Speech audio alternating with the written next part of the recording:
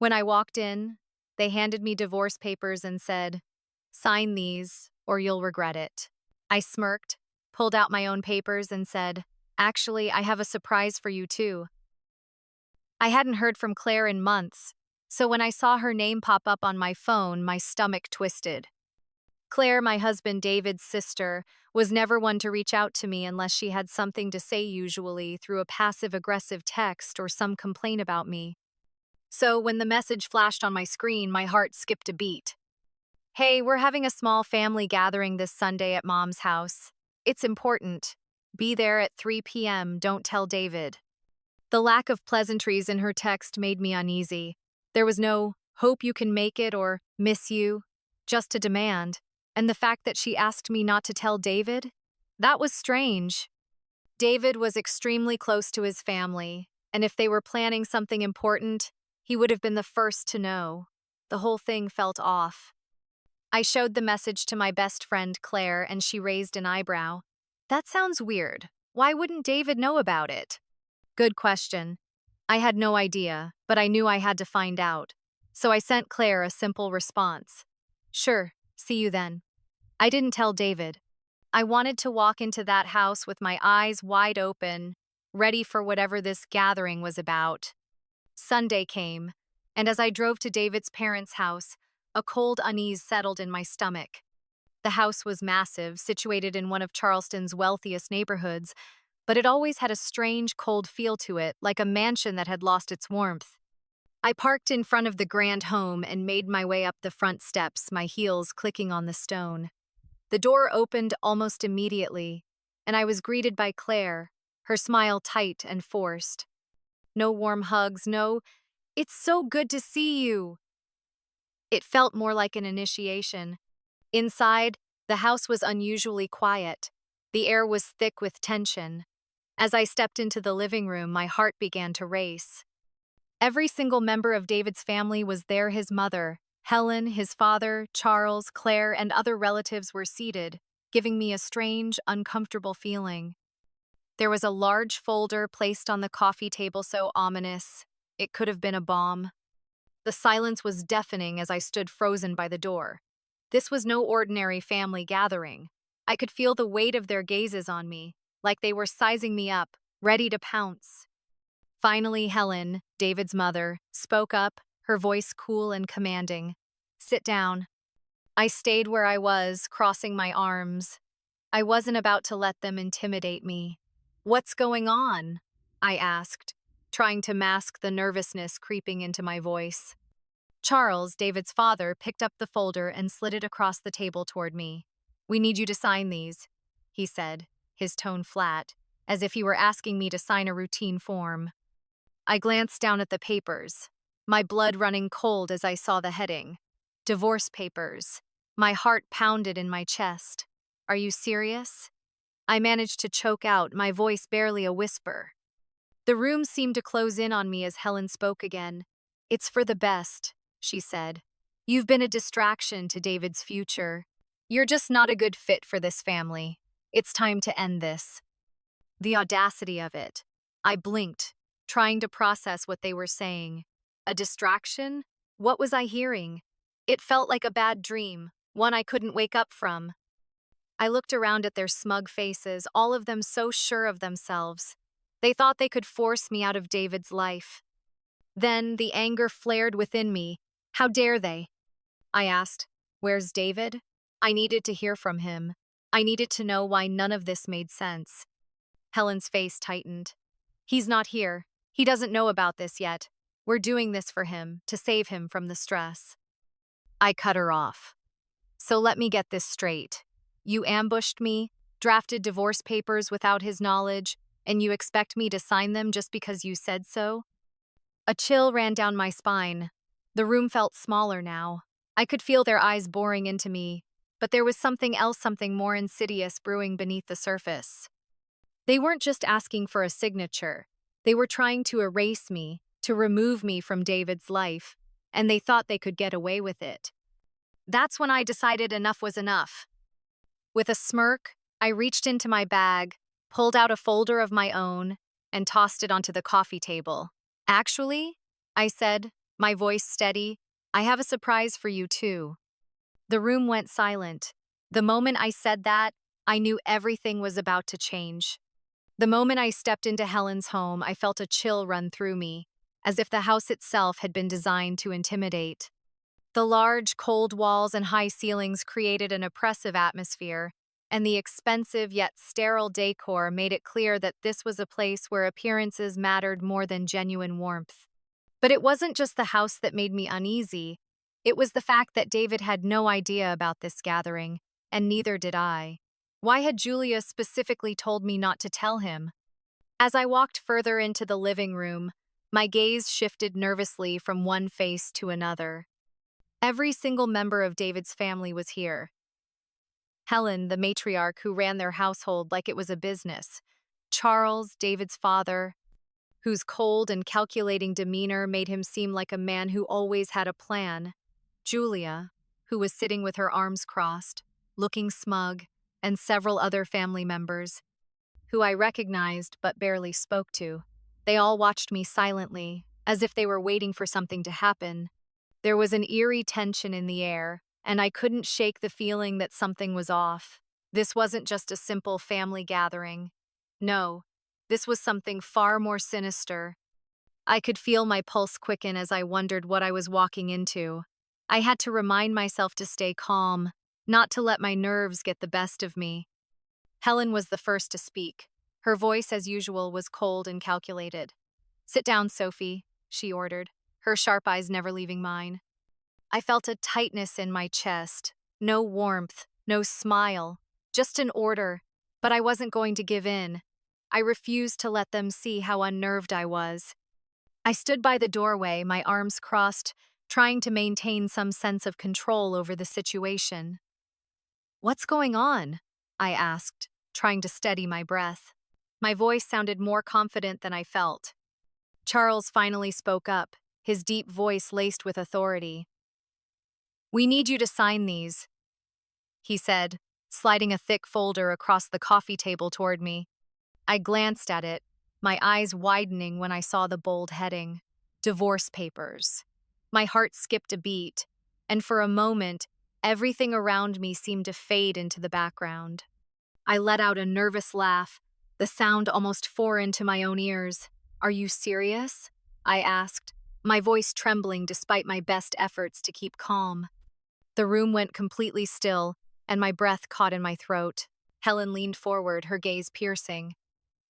"We've thought long and hard about this. You're not a good fit for this family. You don't respect our traditions, and you've been a distraction to David's future." Her words sliced through the air like a sharp blade, and every word stung more than the last. "A distraction?" I repeated, my voice barely above a whisper, trying to process what I was hearing. Was she really suggesting that I was the problem here? Julia spoke up, her voice dripping with sarcasm.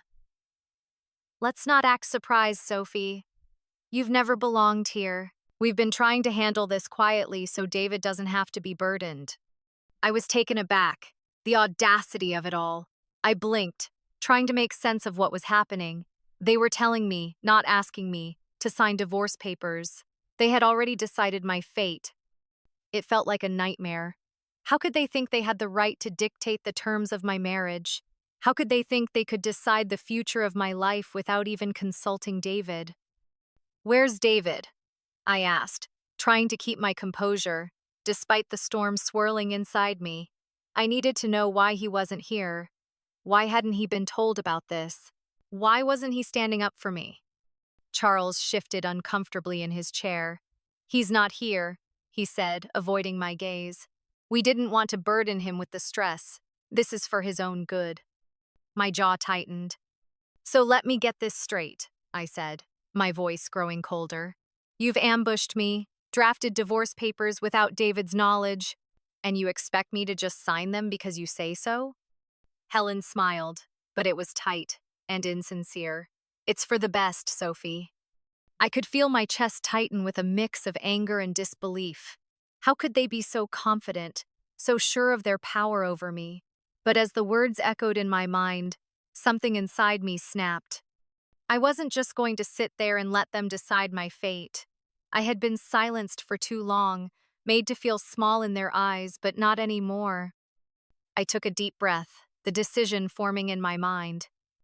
With a smirk, I reached into my bag, pulled out a folder of my own, and tossed it onto the coffee table, watching as Helen, Charles, and Julia froze. Their eyes flickered to the folder, but none of them dared to touch it. "I have a surprise for you, too," I said, my voice steady now. The words felt like a punch in the gut to them, and I could see the fear begin to creep into their faces. Helen's hand hovered over the folder, her knuckles white as she reached for it. Charles snatched the papers and flipped through them quickly, his face turning redder with every page he saw. His hands started to shake as he stumbled over the words, trying to make sense of what he was reading. What is this?" he stammered. I leaned in slightly, my voice low but firm. "Proof." The moment I said that, the room seemed to tighten, the tension palpable. Julia grabbed a page and gasped, her eyes wide with panic. "How did you—" "I've known for a while now," I replied calmly. "I was just waiting for the right time." I glanced at my watch. And guess what? That time is now. As the silence stretched, I could feel the weight of the moment, the calm before the storm. The entire family was staring at me, their carefully constructed world starting to crack around them. I hadn't expected them to collapse so quickly, but the shock on their faces was undeniable. I looked at David's family, who had tried to control me, to erase me, and realized I had finally regained the power. It was time for them to feel the consequences of their actions. I had my cards, and they had no idea what was coming next. David's family might have thought they had the upper hand, but they were about to find out what happens when you underestimate someone who has been pushed to their limits. The game had just changed, and I was ready to play it my way. The room was so quiet you could hear a pin drop. The papers in front of me seemed to be a ticking time bomb ready to explode at any moment. I could feel my heart racing as I watched Helen, Charles, and Julia stare at the folder I had thrown on the table, their faces frozen in shock and disbelief. The tension was suffocating, and I knew that the moment I had been waiting for was here. Charles was the first to make a move. He reached for the papers with shaking hands, flipping through them one page at a time. The color drained from his face as he read each page, his expression becoming more and more frantic. The room felt colder with every passing second, and I could see the creeping into his eyes. He looked up at Helen, then back at me, his voice barely above a whisper. "What is this? What is this supposed to mean?" I leaned forward, my eyes locking onto his. "It means you've been lying, manipulating, and stealing from David and me. It means everything you've worked so hard to keep hidden is finally out in the open. It means the truth is about to destroy everything you've built." Helen sat there, her lips pressed into a tight line, her hands trembling as she tried to make sense of the documents. She didn't speak for a long time, but I could see her eyes flicking between Charles, Julia, and the papers in front of her. The reality of the situation was sinking in. They had never expected me to fight back. They had never expected me to come armed with evidence that would bring their world crashing down around them. Julia, who had been sitting silently until now, finally broke the silence. "This is ridiculous. You're trying to destroy everything, Sophie. You think you can just waltz in here and turn things upside down?" Her voice was sharp, laced with anger, but I could hear the underlying panic in her tone. She wasn't as confident as she had been a moment ago. I didn't flinch. I remained calm, my gaze never leaving hers. "You all thought I was just going to roll over and take it. You thought I wouldn't find out about the money you've been siphoning from David's accounts, the shady loans, the fraudulent transactions. You thought I didn't know about the debt you've been hiding or the way you've been using David as your personal cash cow." Charles slammed the papers down onto the table, his face turning red with rage. "This is a lie. None of this is real. You're making all of this up." His voice was full of denial, but the way his hands were shaking gave him away. He was scared. He knew what I had was real, and it was only a matter of time before everything he had built started to crumble. I stayed calm, letting the silence stretch between us. The tension was palpable. Helen finally spoke, her voice trembling but laced with desperation. You don't know what you're doing, Sophie. This isn't just about you and David, it's about the family. Everything we've worked for, everything we've built. You can't just tear it all down. I shook my head. No, Helen, it's about the truth. It's about the lies you've been telling to control us. You've manipulated David, turned him into a pawn in your little game, and now you think you can just throw me away because I've figured it all out. Julia was visibly shaking now. You don't understand. This isn't just about money. You're ruining everything. David will never forgive you for this. That's when I heard the door open behind me, and I turned to see David standing in the doorway. He looked confused, his brow furrowed, clearly unaware of what was going on. What's going on here? He asked, his voice sounding strained, like he was still trying to process the scene before him. Helen jumped to her feet, rushing toward him. David, sweetheart, sit down. This isn't what you think. We can explain everything. Her voice was high-pitched, panicked. She was desperate to control the situation, but I could see the cracks forming in her composure. I stood up and walked toward David, not giving Helen a chance to speak. No, David, let me explain. I said, my voice steady but firm. Your family has been hiding the truth from you for years. They've been stealing from you, using you, manipulating you. They didn't think I would ever figure it out, but I did. And now, I'm here to make sure you know the truth. David looked between me and his family, his expression slowly shifting from confusion to realization. What are you talking about, Sophie? He asked, his voice barely a whisper. I opened the folder and placed it in front of him, watching his face as he flipped through the papers. His eyes widened as he read the financial records, the emails, and the documents that exposed the full extent of his family's betrayal. Dad, what is this? David asked, his voice cracking. He looked up at Charles, his father's face frozen in a mixture of rage and fear. Is this true? Charles didn't answer. He was too busy trying to regain control, his jaw clenched so tightly it looked like it would snap. I turned back to David, my heart pounding in my chest. Yes, it's true, your father has been draining your accounts, making bad investments, hiding debt, and putting your future at risk. They've been using you as their financial lifeline, and they didn't think you'd ever find out. They've been trying to manipulate me too, but I'm done letting them control us. The room went silent, and I could see the betrayal on David's face as he looked at his family. His world had just shattered, and I could feel the weight of it in the air. His eyes were filled with disbelief, his hands trembling as he continued to flip through the papers. Why didn't you tell me, Sophie? David finally asked, his voice low and full of hurt. I didn't know how to, David, I replied, my voice soft but resolute. I didn't know how to make you see the truth without losing you. But now, it's all out in the open. It's time to choose, David. Do you want to stand by your family, or do you want to stand by me? The room was thick with tension as David processed everything, his eyes flicking from the evidence in his hands to his family, who were now desperately trying to salvage what was left of their perfect facade. It was clear they were losing their grip, and it was only a matter of time before the truth came crashing down on them.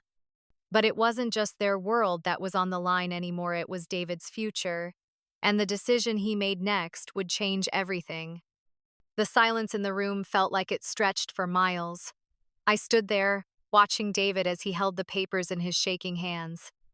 His eyes flickered between the documents and his family, each face betraying a different level of guilt and desperation. Helen and Charles stood stiffly by the door, their mouths set in tight lines, unwilling to admit the truth. Julia was the only one who hadn't said a word for the past few minutes, her face pale and lips trembling. They were cornered, and they knew it. For a long moment, David didn't speak. I could see him processing everything, the betrayal, the lies, the years of manipulation he had endured without realizing it. His breathing was uneven, and I could see his fists clenching as if he were trying to hold back the flood of emotions crashing over him. David had always been so close to his family, and now he was standing at a precipice, forced to choose between his blood and the woman who had stood by him, even when no one else would. Finally, he looked up at me. His eyes were raw, filled with confusion and pain. "I don't know what to say, Sophie," he whispered, his voice cracking. This is too much." "I know, David," I said softly, my voice filled with compassion but unwavering. "But you have to choose. Do you want to keep living in the shadows of your family's control, or do you want to step into the light and fight for your future? For us?" His gaze flickered toward his parents, and for a moment I saw the conflict in his eyes. I could see him wanting to hold on to them, to believe that everything could go back to the way it was. But deep down, he knew that wasn't possible anymore. Not after everything that had come to light. With a deep breath, David slammed the folder onto the table, his voice suddenly firm. "I've been a fool. I've let you all control me for too long, and I've let you manipulate the woman I love. This ends now." The shock on Helen and Charles's faces was enough to send a wave of satisfaction rushing through me. David was finally awake. He had seen the truth, and now there was no turning back. Turning to his parents, David continued, his voice laced with anger.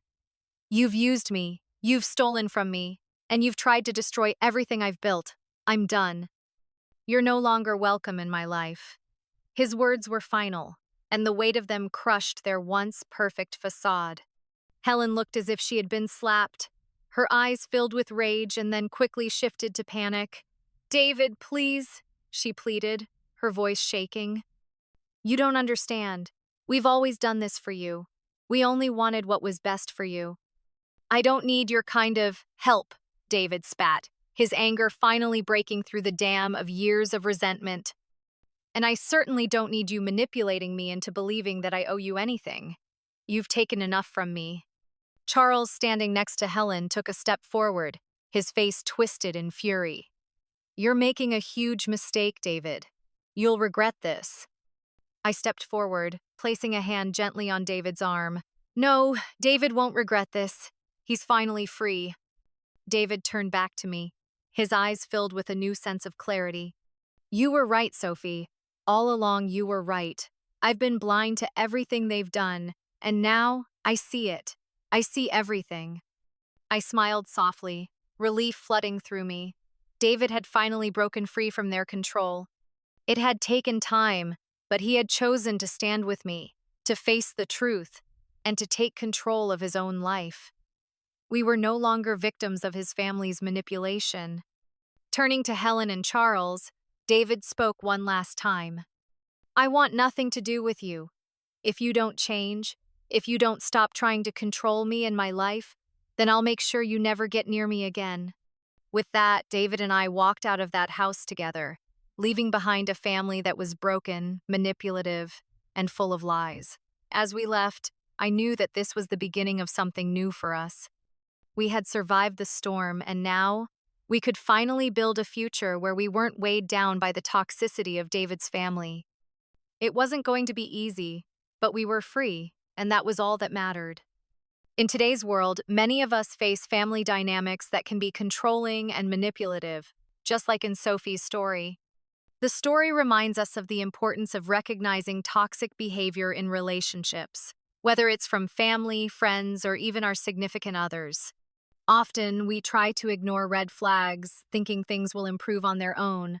But the truth is, change only happens when we acknowledge the issue and take action. Sophie's decision to stand up for herself and expose the truth is a powerful lesson in self-respect and personal empowerment. If you're ever in a situation where you're being controlled or manipulated, remember that you have the right to speak up, set boundaries, and choose your own path.